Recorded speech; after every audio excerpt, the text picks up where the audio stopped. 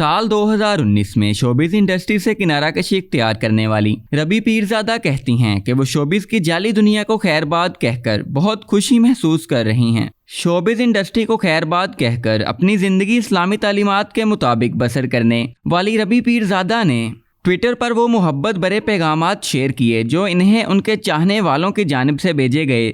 ربی پیرزادہ نے ان پیغامات کی تصویر شیئر کرتے ہوئے لکھا، یہ محبت انمول ہے۔ سابق گلوکارہ نے کہا کہ جو عزت اور احترام مقام مجھے اب ملا ہے وہ شوبز میں کسی کو بھی نہیں مل سکتا۔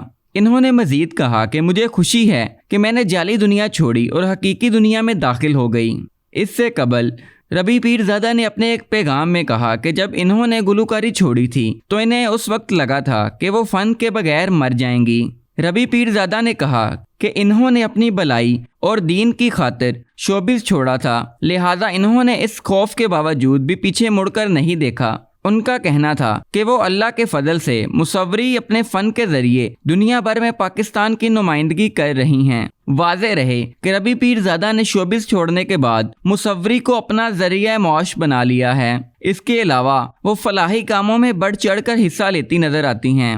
ربی پیرزادہ نے اپنے ٹویٹر پیغام میں اعلان کیا تھا کہ وہ شوبز سے کنارہ کشی اختیار کر رہی ہیں۔